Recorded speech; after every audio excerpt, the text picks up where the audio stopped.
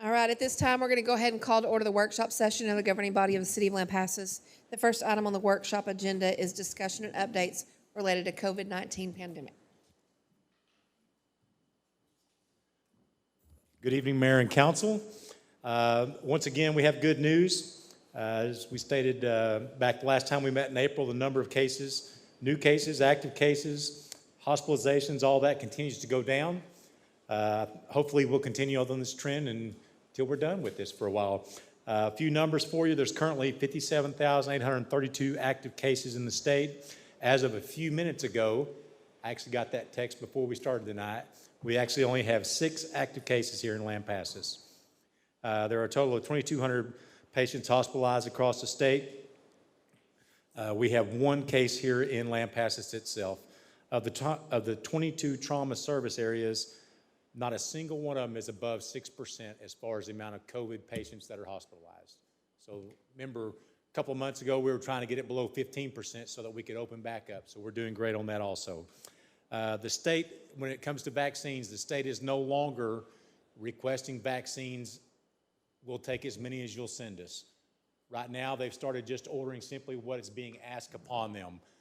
What that means is that the increased availability plus also the decreased want of the vaccine, they're starting to equal out.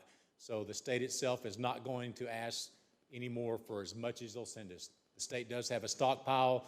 They'll ask each week what's requested by the hubs in the area across the state, and that's what they're going to go with. According to MTRAC, this is off the state's website, but MTRAC, this is where they register those that have gotten vaccines. The zip code for Lampasas, not Lampasas County or anything else, the zip code for Lampasas. There are 6,414 people in their population survey of that. Of that, 3,876 have received their first dose. 2,935 people are completely vaccinated. That's a very good number on that. You'll see that over half of the first dose have received that, and then hopefully by the end of May, we'll have this other group and we'll have over half of our population that will be vaccinated for this. Last thing I'll tell you, again, this month, at the end of the month, Dr. Hayes' term as public health official expires on May 31st. If they don't announce who that would be or appoint somebody else to that, we'll fall back to Region 7 as the public health official with that. That is a county thing to do, doesn't have anything to do with us, but her last day is May 31st. Does anybody have any questions about COVID-19 for me? All right, thank you. Next item on the workshop session is discussing regarding alternative method of guarantee. Good evening, Mayor and Council. This is an item that was brought to light as we developed and negotiated a development agreement for Hillside Acres and their desire to utilize an alternative form of guarantee. It is spelled out in our subdivision regulations, I believe, that are attached to your cover page, which just says anything other than the defined performance bond with specified ratings would require council review. I think Councilman Clark pointed out, well, if this particular guarantee, meaning the letter of credit, is good enough and protects the city satisfactorily enough for this particular development, do we want to include that plus any other types of guarantee that would be acceptable as a more of an administrative approval or allowed without conditions in our subdivision regs. A couple of things I would want to point out. We did discuss this with the city attorney. I'll be also reaching out to some of my peers as well as some financial institutions to see if there are any other types of guarantee that would be appropriate. In discussion with JC, she did say that one thing that you will find on a letter of credit is that different institutions use different formats. So, for example, what First State Bank Burnett uses may look and appear differently than what National Bank may use for a letter of credit. But we could specify certain items that are absolutely required. One, that it's irrevocable, that to the city's sole beneficiary, that it would be automatically renewing until such time as a city released it based on the the installation of the infrastructure. So we're still, as I said, still doing some investigation, but I think if council so chose, we could draft up a definition of an acceptable type of letter of credit that we could include as permissible in our subdivision regulations, and we would continue to work in that direction. Ultimately, we would bring you an amendment to the subdivision regulations for your consideration at that time, but I don't know if Councilman Clark or if any other members of council would have any questions or ideas on that. Mr. Clark? I brought it to the attention after that night because I was the one that voted against that. And it's been recommended to us that we stay with the performance bond. However, if the council deems that they want to accept an alternative method, I feel like it's our responsibility to define that so that we're not asked that question and have to fight that or argue about it or just be lost up here on the dais while we're trying to make that decision in front of the developer. May May I ask who recommended that we stick with the performance bond? I'm the attorney is what I understood. Well, I think in general, the performance bonds that are drawn on a surety that is approved in the state of Texas that meet a certain rating are somewhat of a gold, or I wouldn't say gold standard, but the standard. That's what is specified in the government code, but it's not to the exclusion of other guarantees, but it's certainly the one that is by code recognized as well as somewhat of the standard. And there are several other cities that I believe have alternative measures Yes. that they'll accept. So I'm not saying separate us.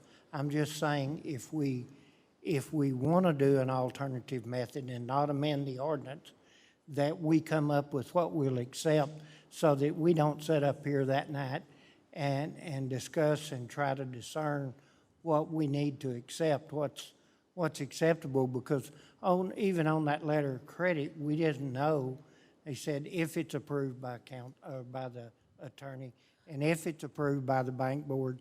You know, that's a lot of ifs, and that's not a real guarantee. As it turned out great for the city because they went ahead and extended it for the term.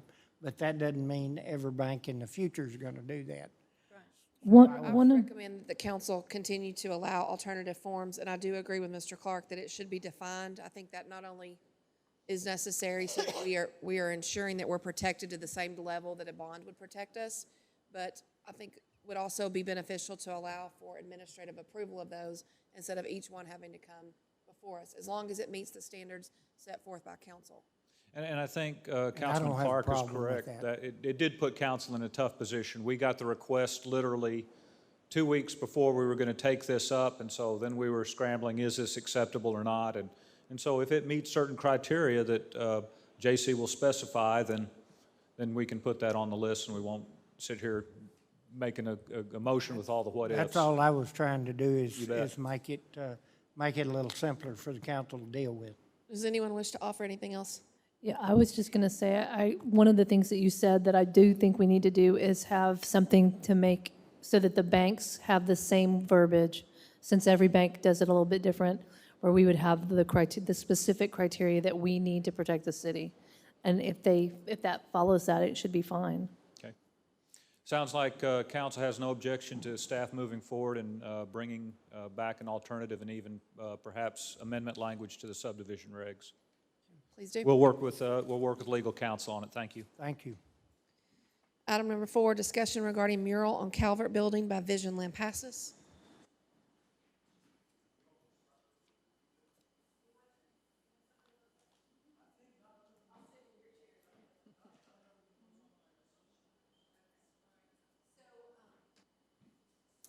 I was here 2 weeks ago. We talked a little bit about the mural, and Diana did a little superimposed of what it might look like on that vacant space on the side of the building. And so I think there was a couple of you that had some questions. You weren't sure about if it fit with the building or whatever. And so I'd really like to have a discussion about that. We are not 100% sold on this particular one because I think I told you last time, we don't want to do anything that you guys are not in favor of. We have come to the council every single time that we've done a mural in town. And so we want to continue to do what is approved, but we don't want you to lose sight of some possibilities. We don't always have to have a past historic title or something. We don't have to have picture perfect ones. We can have some modern art. We can have some fanciful ones. So we really want to keep all thought patterns open as to different kinds of subject matter and also different kind of art that goes with that subject matter. So this building we looked up, and it's really Art Deco. It's not mid-century. And the Art Deco period, which I didn't know at the time, and I just found out because Dorinda just told me, that they're all about goddesses. And so if we were looking for something for the building that really went with the architecture, goddesses are a big deal in Art Deco. So you might kind of, think about that.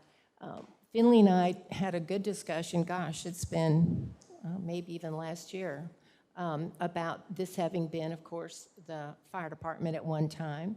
And he showed me a picture of, it's a darling picture. It's just not a picture that we can do because there's too many little bitty details. So we think that space right there actually needs to have something really large on it. The smaller it is, the harder it is to see. So we were looking for something big. So if you guys want to have a little discussion with me, or Well, I'm gonna stick with my original, because I truly feel like this Art Deco building, which is exactly what it is Art Deco, I just feel like a mural doesn't fit. Although, goddesses and things like that go in the Art Deco style, it doesn't go with Art Deco architecture, in my opinion. I do love the murals that y'all have done in town. There's not a single mural I'm not a fan of. I just don't think that this is appropriate for this building. Well, I've had a few comments from neighbors, and Okay. Most of them like the idea of the mural. They just didn't understand the Lady Justice part. And several recommended an antique fire truck, since that used to be the fire truck bay. So I would be in favor of something along those lines, or something else that you come up with. But as best I could tell, most people were not in favor of the Lady Justice. Okay, all right.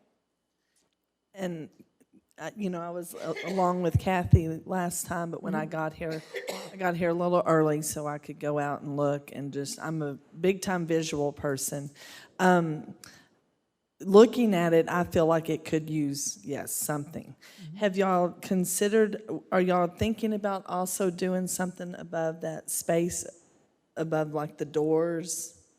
We have not talked about it. Okay. We just talked about the, Just that, okay. the one little part.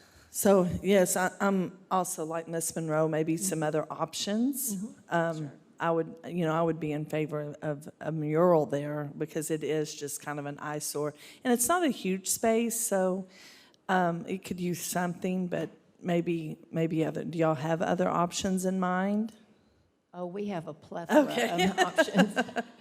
And before, there have been many times some of the businesses have come to us, offered up their building, and then had an idea with it. So we're not opposed to anyone's ideas. The only thing that we don't do, and we stick to it, is we don't do someone else's artwork. Someone can present something to us, and all of a sudden they've got all these grand ideas, but their idea, a lot of it is in their head. So if they're not an art person, they're not drawing it down, and we try to do it off of their ideas. Oftentimes it just doesn't translate very well. So we're not, like I said, we're not 100%. We want it to, we think there needs to be something there. And so if you guys want pansies and everybody votes on it, I'm not sure that we'll vote for pansies. But anyway, yes, sir. I just have one question to Finley, in regards to the handicap sign that's not shown in the picture she handed out, but is shown on our screens. Can you move it legally where it won't interfere? I would probably have to defer to Frank on that, Frank Ellett, the building official. See where But we could. it's on the ground already, so that might be sufficient, you think? Well, it has to have a sign by law. Right.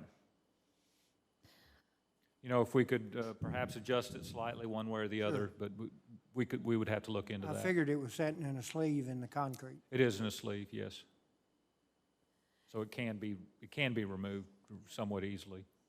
And I don't know, I do think whatever you paint on there is just going to bring more attention to the fact that that is something that shouldn't be on the building. I mean, that piece, you know, because they had to cut that brick out. Well, I guess everybody would have, in their town would have their opinions about what could be done and what couldn't be done. And if you'll remember, the very first mural that was done was the boots. And I would say probably 1,000% of the people hated them at first. And now they're probably some of the ones that are the most favorite. So I think sometimes we just have to just get the right idea, you know, draw up some things, see what we think about it. We're all drawers, and we have a good artistic eye, so we thought this was going to be good, and if you guys, you know, don't think it's okay, well, we certainly won't do it.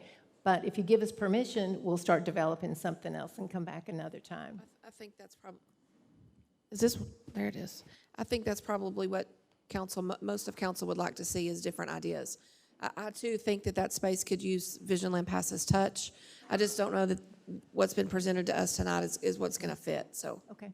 All right. Well, All right. thanks again. This is my second time, but I'm not coming back again with this one, so be ready next time. So thank you very much. Appreciate it. Thank you. Mayor and council, you do have a corresponding action item on the regular agenda for any other direction. Item number 5, discussion regarding livestock and fowl in the city limits of Lampasas. Mayor, Council, what you have in your packet is an outline of what we've worked on for a draft for the livestock ordinance. It looks similar to this right here. In that, we have definitions. We have 11 different definitions. We wanted to make sure that we covered animal, livestock, barnyard animal, and then the different definitions of different animals that we would have in there. The next was animal density. We have changed our animal density. I added a sheet for you that looks similar to this without all my scribbly notes on it. This is a living, breathing document right now. I'm sure we will change it again before we finish this draft. Currently, what we have looked at comes from Texas A&M, comes from also the Texas State Law Library. And what we did is how much land is needed for that type of animal. Can a cow live on a half an acre of land in a residential neighborhood? Can it graze? Can it be healthy? Can it sustain in that area? So we've done that, and then we went through half an acre. And then we went back and went, this is complicated, so let's make it a little bit easier.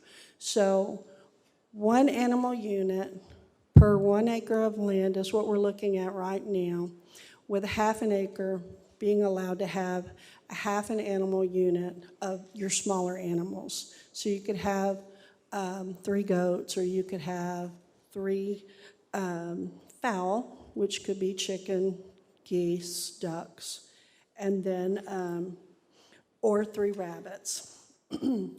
And so then we went up to an acre of land, and like I say, did that per acre. 1 unit of animal per acre. So if it was 3 acres, they could have 3 units. And with that 3 units, that could be like 1 cow, 6 goats, and 6 chickens. And then on 5 acres, 5 animal units, 1 cow, 1 horse, 6 goats, 6 chickens, 6 rabbits, or any combination like that they would choose. Then this afternoon, my phone rang, and I had a young lady talking to me about lives on less than an acre of land. She has an autoimmune disease, and so she has to raise her own food. And she has a cow, and she has some goats, and she has some chickens, and some ducks, and some geese, and she's never had a complaint filed on her. And yes, so we have in the draft that we wrote that there are some exemptions, there are some waivers, and that might be something that would be considered a waiver since it would create a hardship on her since she raises her own food due to her autoimmune disease that she has. So we talked about animal density.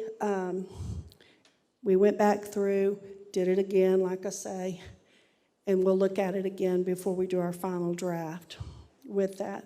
That animal density is based upon, like I say, on the animal grazing, what the animal needs to sustain have a healthy life, and then also so that we don't create a public nuisance with the animals. Then we looked at offspring, how many offspring they could have during that time and what time period they could have it, how long they could have the offspring there, and came up with a calculation with that, with what is offered through Texas A&M and the Texas State Law Library. We also look at Texas legislature. There's a lot going on there right now. They have the Home Food Security Act that went through. They voted on it today, and I don't know what the vote was, but it's also called the Chicken Bill or the Texas Baker's Bill, where you can have certain chickens and rabbits in a certain number. I think it was 6 of each. Didn't matter the property size on your property as long as you were considered a baker or the cottage rule like that. And so we looked at that and tried to make sure that we could accommodate that if we needed to as well. Distance restrictions, we looked at if you have animals, if you're able to keep animals, a lot of times what people do is they build their enclosure as far away from their house as possible. So it is at your house where you have to smell it and have the nuisance of the sound. So we looked at those distance restrictions, and originally I think we looked at 100 feet to begin with, 50 feet or 100 feet, and then we talked about it more and we spaced it off and went, okay, at 25 feet, that's a pretty good distance from someone's house, depending on what type of animal it is.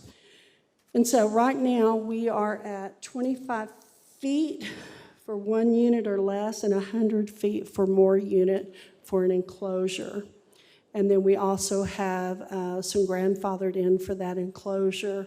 And also, if you have an enclosure on your property and then you don't have animals for a certain period of time, you can't come back and use that enclosure to add those animals.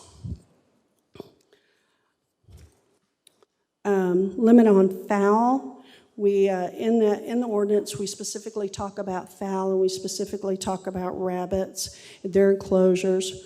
On all animals in the ordinance, we talk about that they have to have adequate food and water, and they have to have be provided with adequate health for them. We talk about prohibited animals, and that's the one I think that most people are truly interested in is the prohibited animals. Prohibited animals, we looked at prohibiting swine, hogs, any species of pigs, to include the potbelly pigs, the Vietnamese potbelly pigs. Emus, ostriches won't be allowed on less than 5 acres of land. Each one needs 3 acres of land to run around. Roosters would be prohibited, and 4-month-old birds would, after 4 months old, they would be prohibited because that's when they become cockerels that you'll either be able to determine if they're male or female with that. Yes, ma'am? I was just wondering how, if we enforce something like this or we pass something like this, how would we handle people that already own like potbelly pigs as family pets and things like that? We would set a date for this to go into enforcement, and by that date, they would have to be in compliance with the ordinance. So we could either say on January 1, 2022, you have to make the limit, or we could say, by this date and time, you can't add more animals to it. You can't, if you have 4 or 5 at this time, as they die off, you cannot add any more. We could also do it like that. But right now, the way that we have wrote it is by January 1, 2022, you have to be in compliance with this ordinance. We also talk about foul breeds in the ordinance, that you can't have those, and then any public nuisance animal would not be, they would be a prohibited animal also after a certain period of time. For instance, if you had 3 convictions, you were found guilty 3 different times, then that would be considered a public nuisance animal and you couldn't keep it. Exceptions, we came up with quite a few different exceptions for the ordinance. Of course, schools would be exempted. We understand that the school is going to start a program, an agricultural program of raising animals, so the school would be exempted. Your 4-H would be exempted.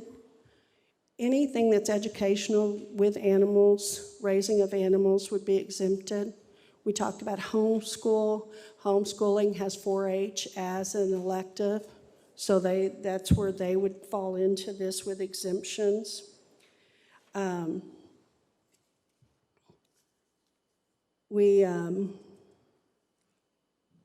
animals in the 4-H program that it's through the school or through an agriculture extension agent would be exempt. That means that if I have a 4-H project of pigs and swine, that I would be exempted through that program.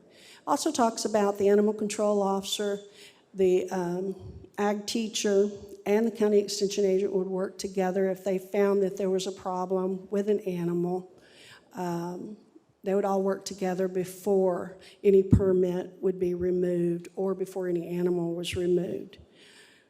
In permits, in the ordinance, we talk about annual permits, and we talk about temporary permits. And we don't charge a fee on permits at this time. That would be up to council at a later time if you wanted to charge a fee for permits. But right now, there would not be a fee per permits, but they would be required to have a permit if you were going to have livestock in the city.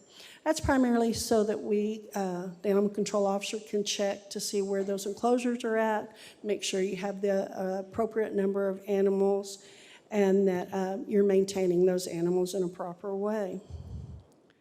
Then we also talk in the ordinance about failure to permit, inspection, and removal of animals. We don't want to remove animals because then we have to take care of those animals, then we're responsible for them. So we talk about ways that we can help everyone keep their permits so that they don't lose their animals. It is, like I say, it's a living, breathing document right now. We are at 24 pages with it. We will submit it next city council. Is it echoing? I apologize. We'll submit our draft at next city council. We're still working on it. We are still trying to find the balance with that.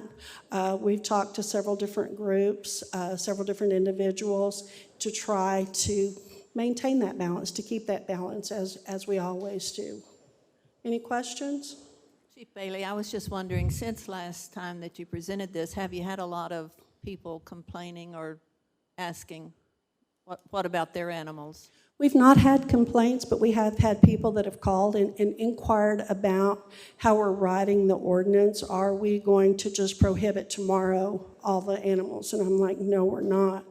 We're even discussing, a grace period. We are discussing when the ordinance would take effect to give people time to be in compliance with the ordinance. Good. That's me. I'm sure that's me. No, I'm hearing it. I'm sure it's me. I'll move back a little bit.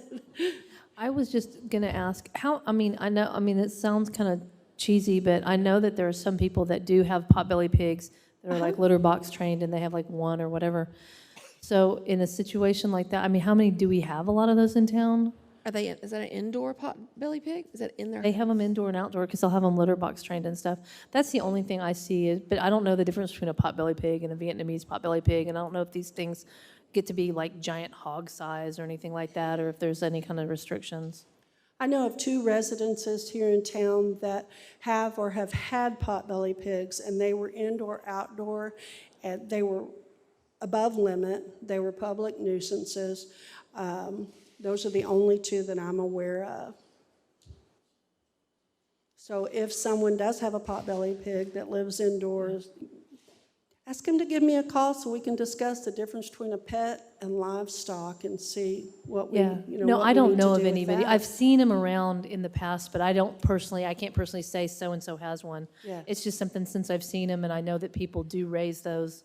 Yes. It was just a concern.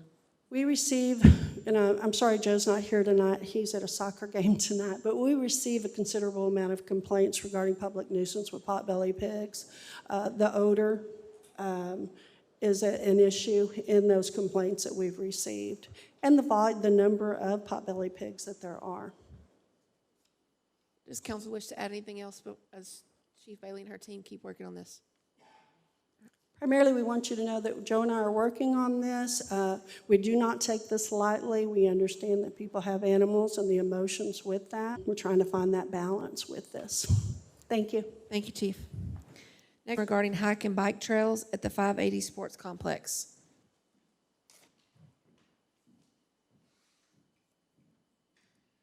Good evening, Mayor and Council. You should have included in your packet a scope of work, design, and estimated costs associated with the hike and bike trails at 580 that we received from Trail Solutions. What you're looking at there essentially is a Cadillac plan, if you will, of trails, and the cost associated that you see there is 100% professional built trails.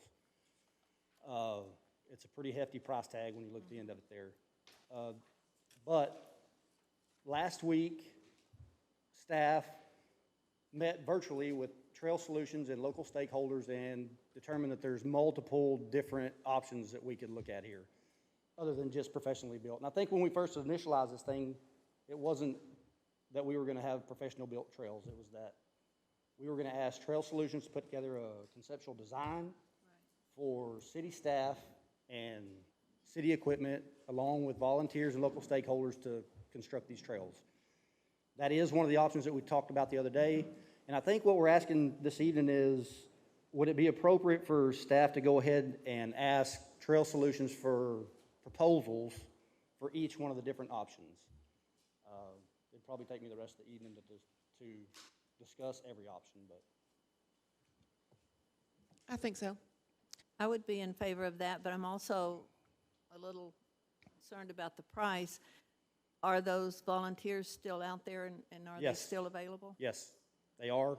And actually, they talked about the other day whenever we met that they could put together a committee, if you will, that could raise some funds and Right. get some sponsorships and things like that. So Great. I'd be in favor of that. Chris, on the map, that 30 acres that is wilderness, designated wilderness, it looks like they encroach on that a little bit. Have you all corrected that, or is it? the map that you're looking at there, we can modify that any way we want as we go. That won't be a set in stone map.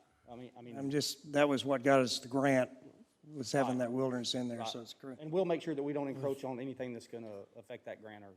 Was that section up there, is that part that was originally set aside possibly for the fire department? That was yeah. There are a couple acres up there. It is, I believe. There are a couple of acres up there. It would be the northeast corner of the park where the trail does go around it. But again, after talking to local stakeholders, I don't think that trail is going to be viable anyway. They don't really want that side of the trail in there. But again, that map is not set in stone. That's a floodplain area, that's why I was curious about Right. what kind of I have trail you put down. I just have a real concern about the cost and the priority. I think that would be something we would discuss during our Right, and I'll go ahead and say budget that process. after our meeting with Trail Solutions the other day. They say it's about $45,000 to $65,000 a mile for them to build trails professionally. It's about $85,000 a mile if they come in and train our staff, stakeholders, and local volunteers to build the trails. So, again, there's multiple options that we could go with, but staff will discuss that and see which ones we get proposals on. I'd like you to get together the proposals, and I'd also like to remind council that that funding for this can also be done out of hot funds, just as we did the skate park.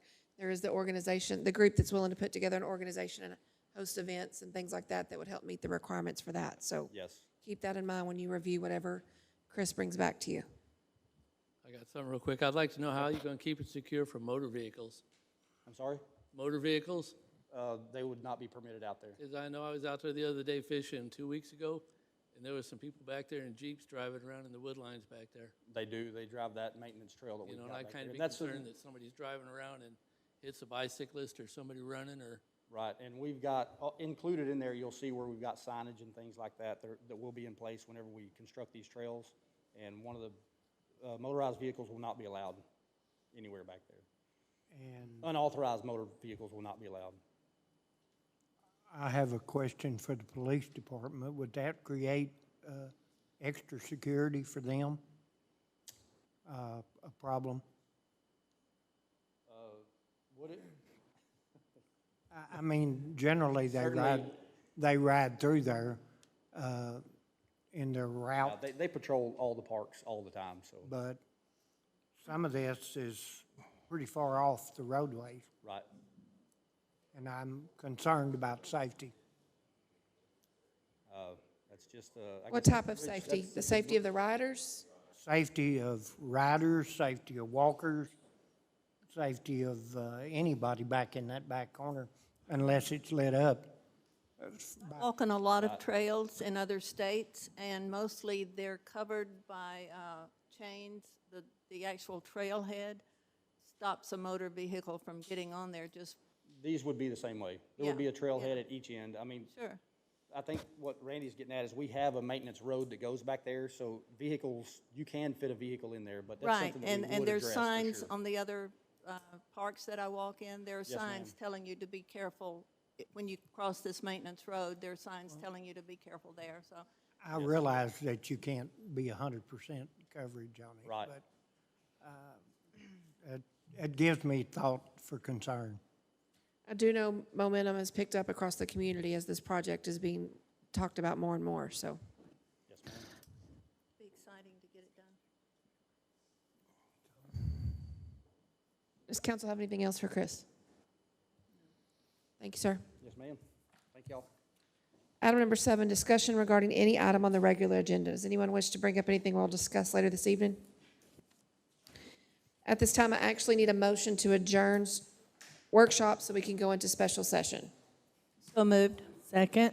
Motion and a second. All in favor, please say aye. Aye. If you go back up to the top of the agenda, the item we're bringing up is to conduct and accept canvass of votes for the City of Lampasas City Council General Election held on May 1st, 2021.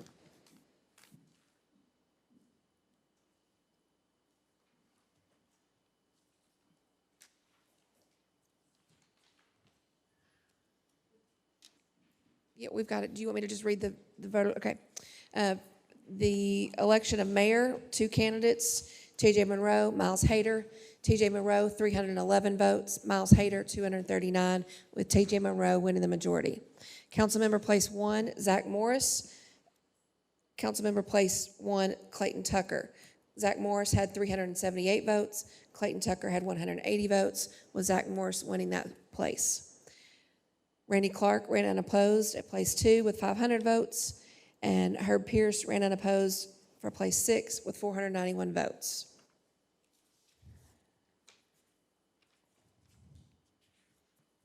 Do I have a motion from council to canvass the general election results? Make a motion to canvass the general election results. Second. A motion and a second. All those in favor, please say aye. Aye. That is unanimous. At this time, I need a motion to adjourn into executive session. So moved. Second. Motion and a second. All those in favor, please say aye. Aye. At this time, the City Council of the City of Lampasas, Texas will meet in closed executive session pursuant to Texas Government Code, Chapter 551 as follows. Section 551.0711A and 551.0712, consultation with attorney by telephone and/or in person concerning matters upon which the attorney has a duty and/or responsibility to report to the governmental body, including but not limited to discussion regarding potential or threatened litigation related to possible breach of contract for use of public right-of-way and/or other matters posted on the regular agenda. Section 551.0711A and 551.0712, consultation with attorney by telephone and/or in person concerning matters upon which the attorney has a duty or responsibility to report to the governmental body, including but not limited to discussion regarding Court of Appeals 08-20-0142 CV, Central Texas Water Supply versus Kempner Water Supply Corporation and City of Lampasas, and/or other matters posted on the regular agenda. Without objection, I'd have Ricky Roy join us. Threatened litigation relating to possible breach of contract for use of public right-of-way and/or other matters posted on the regular agenda. I move to authorize the city manager to work with the city attorney to respond to licensee advising of city action up to and including termination of agreement, and to take whatever action necessary to respond to pending and/or threatened litigation. Second. I have a motion and a second. All those in favor, please say aye. Aye. That is unanimous. Any additional motions? Regarding regarding Court of Appeals 08-20-00142 CV, Central Texas Water Supply Corporation versus Kempner Water Supply Corporation and the City of Lampasas. I move to authorize the city manager to work with legal counsel for possible negotiation of Court of Appeals case number 08-20-00142 CV within parameters discussed in executive session. Second. A motion and a second. All those in favor, please say aye. Aye. That is unanimous. Do I have a motion to adjourn special session? So moved. Second. Motion and a second. All those in favor, please say aye. Aye. We'll go ahead and call to order the regular session of the governing body of the City of Lampasas. At this time, Chief Bailey would please lead us in invocation.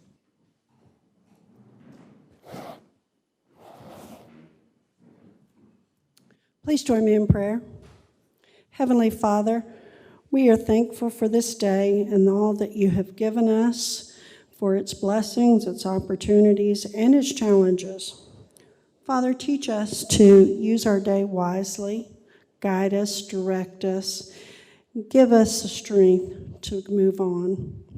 Father, thank you for the talented, intelligent, and devoted people that we have here to serve our community. Please see that we all are protected. In Jesus' name we pray. Amen. Allegiance to the flag of the United States of America and to the republic for which it stands, one nation, under God, indivisible, with liberty and justice for all. Honor the Texas flag. Pledge allegiance to Texas, one state, under God, one indivisible.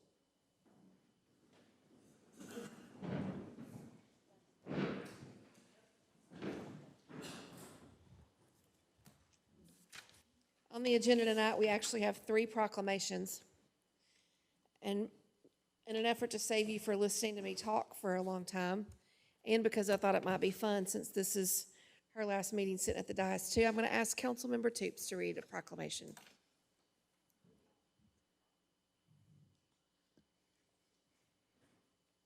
Whereas public works services provided in our community are an integral part of our citizens' everyday lives, and whereas the support of an understanding and informed public is vital to the efficient operation of public works systems and programs, including water, sewer, streets, public buildings, and wastewater disposal, to provide these essential services to our citizens.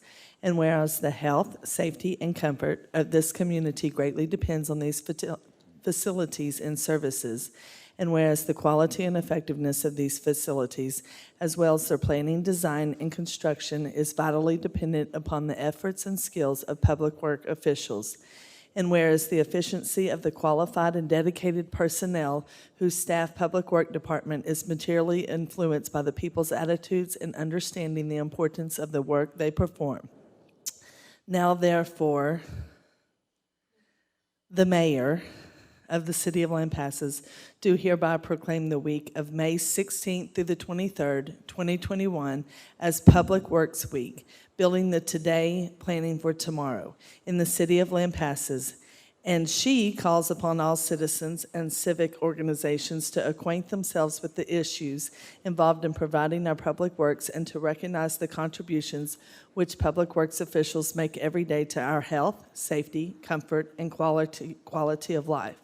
In witness whereof, she has hereunto set her hand and caused the seal of the city of Lampasas to be affixed this 10th day of May, 2021. Thank you. You want to do some more? National Police Week Proclamation. Whereas the Congress and President of the United States have designated May 15th as Peace Officer Memorial Day and the week in which it falls as Police Week, and whereas the members of the Lampasas Police Department play a central role in safeguarding the rights and freedoms of the citizens of Lampasas, and whereas it is important that all citizens know and understand the problems, duties, and responsibility of their police department, and that members of our police department recognize their duty to serve the people by safeguarding life and property, by protecting them against violence or disorder, and by protecting the innocent against deception and the weak against oppression or intimidation. And whereas the Lampasas Police Department has grown to be a modern and scientific law enforcement agency which unceasingly provides a vital public service.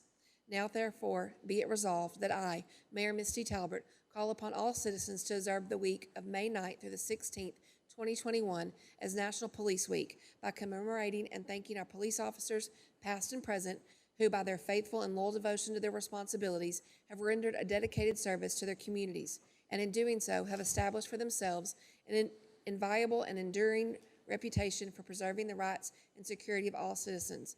I further wish to extend appreciation to Chief Sammy Bailey and the Lampasas Police Department for the vital services they perform and their exemplary dedication to our community. In witness whereof, I have hereunto set my hand this, the 10th day of May, 2021. I'm going to do that now. You wanted me to do all three, and then we'll just stop and do all pictures at once? Okay. We also have a proclamation for City of Lampasas Lineman Appreciation Day, April 18th. Whereas on January 3rd, 2017, the 115th Congress adopted House Resolution 10, recognizing linemen, the profession of linemen, the contributions of these brave men and women make to protect public safety, and expressing support for the designation of April 18th National Lineman Appreciation Day. And whereas the City Council of Lampasas celebrates the profession of electrical linemen and wishes to honor its electric department personnel for their exemplary service to the city and its citizens, and whereas the profession demands passion, dedication, and ongoing training, and requires our linemen to work the lines 24 hours a day, 365 days a year to keep the electricity flowing. And whereas linemen are often first responders during storms, working to repair broken and damaged electrical lines under hazardous conditions in order to make the area safe for other public safety heroes. And whereas linemen play a vital role in the lives of our citizens by maintaining and growing our electrical infrastructure, and they put their lives on the line every day by working with many dangers of high voltage. Now, therefore, I, Misty Talbert, Mayor of the City of Lampasas, hereby proclaim April 18th as Lineman Appreciation Day in Lampasas, and I urge all citizens to remember the selfless work the city's linemen do each day to keep the lights on. In witness whereof, I have herewith set my hand and caused the great seal of the City of Lampasas, Texas, to be affixed by my hand this, the 10th day of May, 2021.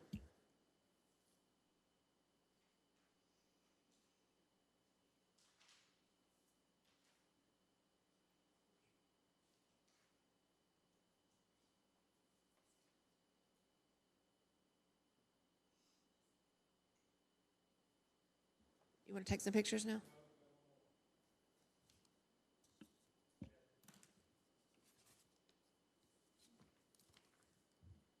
We also have a recognition.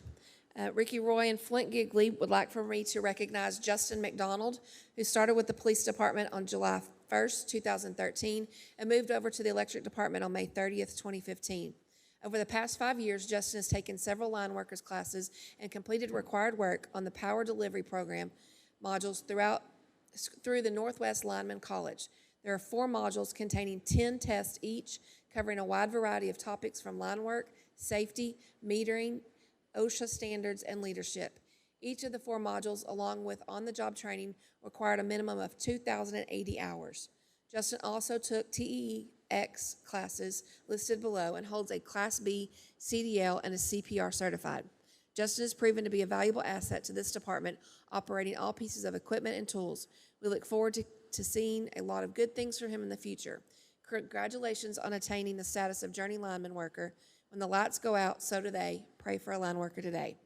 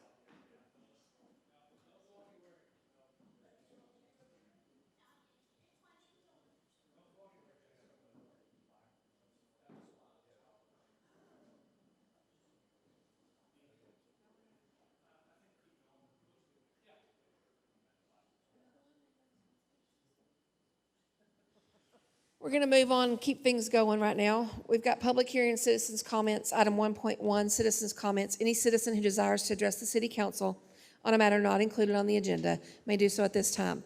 The city council may not deliberate on items presented under this agenda item. Is there anyone who wishes to speak on an item that is not included on the agenda? Item 1.2, citizens' comments. Any citizen who desires to address the city council on a matter that is included on the agenda may do so at this time. Is there anyone who wishes to speak on an item that is included on the agenda? 2.0 minutes. 2.1, discussion and possible action concerning approval of minutes of the regular meeting on April 26, 2021. I noticed no mistakes. I'd move to approve. I'll second. A motion and a second. All those in favor, please say aye. Aye. I abstained. I was not present. 3.0 consent agenda. 3.1, discussion and possible action regarding purchases and charges in excess of $4,000 from April 1st, 2021 to April 30th, 2021. Do I have a motion to approve the consent agenda? So moved. Second. Motion and a second. All those in favor, please say aye. Aye. We have no board and department reports this evening. 5.0, routine matters. 5.1, city manager's operational report. Mayor and council, just a few brief comments. You have in your packet some conceptual floor plans for the hostess house. We have not received the entire deliverable that Alliance Architecture was engaged for, but they do represent at least a starting point after Zoom meeting and then on-site meeting with Antonio and his structural engineer. The general idea of the floor plans is it calls for a bump out to the east, which would accommodate the new elevator as well as some mechanical rooms. As you can see, one of the options also includes some somewhat needed and generous storage area. Both of the first two schemes also include an upstairs bathroom. The final deliverables will probably be here next week. We're still awaiting some of the kitchen upgrades. He had a kitchen person that he was working with on costing some of that out. But as you can see, scheme 1 and 2 also would increase the floor space that we would have for meetings and events at the hostess house. So when those become available, which hopefully will be before next meeting, we'll include that on the workshop agenda. Ajinomoto Foods, we did have a good meeting with them on May 6th. I think they certainly had representatives that were understood the industrial treatment process. I think they comprehended the loading and flow issues and concerns, and I think generally it was a positive meeting.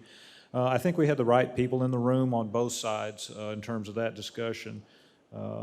We did emphasize to them that we do need to work cooperatively as well as timely. So we'd like, even though they're reviewing some of the documentation, ask for some raw data, we do want them to work to resolve some of the issues that we are having with pre-treatment. Health Authority, as Chief Smith suggested, Dr. Hayes' term will be up at the end of May. I think certainly there have been a lot of changing conditions and responses through a pandemic. I don't think she could ever envision that that's something that she would have to manage as a public health official. I think generally she is appreciated for the efforts that she did put forward, and at this time we're not aware of a replacement. Subrogation, we still are receiving notices from law firms related to the insurance claim subrogation for the winter storm event. These are almost word for word the same letter from each firm. They say that, you know, in the event that they have a client that may have received damage because the city's electric generation plant was unable to serve them, or if there are other issues that were outside of our control or we were not aware of, that we would be responsible for. So of course, we don't have any generation. We don't own any transmission lines. We're not a gas company. We think we have little exposure in this event. We turned off about 44 different customers. We're unaware of, really, with the exception of 1 or 2, any major expenditures, but we don't believe that we're probably going to be subrogated against in that event. West 3rd Street, as my report indicates, that it was not paved at the time of the publication. However, it has been paved. I will tell you that the city is not accepting the paving and have already conferenced with our contractor on that, and they're going to come back and repave some of that area. But it is open. I think we've got all the signs down already, so we just will look for probably a temporary closure when they come back and repair some of that paving. 281 South, we did meet with TxDOT last week on the 281 improvement project. That'll call for widening of that road. lighting, sidewalks, also be some retaining wall that they will have to put in place along Sulphur Creek, particularly where it's very narrow against 281. There could be the possibility that the city will be needed for some participation, particularly for if we need any additional right-of-way or any utility relocation. We also, at the same time, could receive some consideration from TxDOT, for example, if we allow them to enter and put a retaining wall onto Sulphur Creek where that is city property. Business Park, recent EDC meeting, the board discussed additional options for installation of infrastructure to the north or phase 1 portion of the business park. Based on updates to the financial outlook of the corporation, they probably have a little bit greater ability to fund some of those improvements. Those improvements generally would put utilities to individual sites, so they would be short of a pad ready to go. We will, EDC will take this up on the 19th, and depending on the action that they take or the consideration they make on the 19th, it's likely that they would bring it to council on the 24th. CIP met on May 6th, primarily focused on public works, street drainage, water and wastewater improvements, electric improvements. We did discuss ongoing and future needs, which related to generation and SCADA in particular. Next meeting, we're going to be taking a look at planning, technology, public safety projects.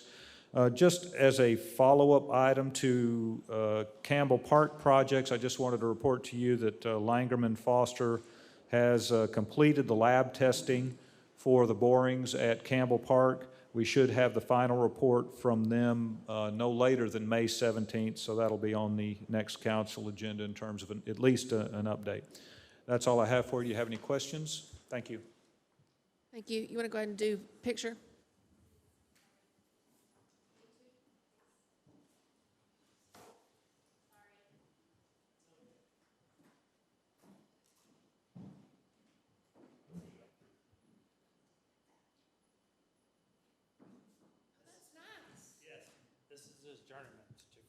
Justin.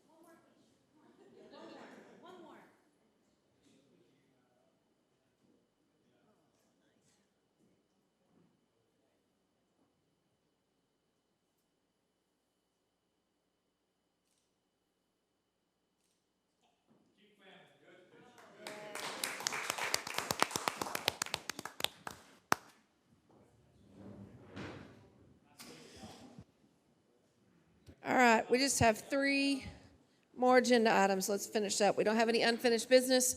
7.0 new business. 7.1 discussion of possible action concerning the audit engagement letter for the City of Lampasas current fiscal year, which began October 1st, 2020, and will end September 30th, 2021. Good evening, Mayor, council members. This is our annual engagement letter from Singleton Clark and Company. You will notice that this one does have a significant increase that we haven't had over the last few years. It is in his letter stating that the client and the type of audits that they do compared to the different companies that do the audits, that it was going to go up. I've also put in there in case we need to do a single audit for any federal funding that we get over $750,000, they may be required to do a single audit.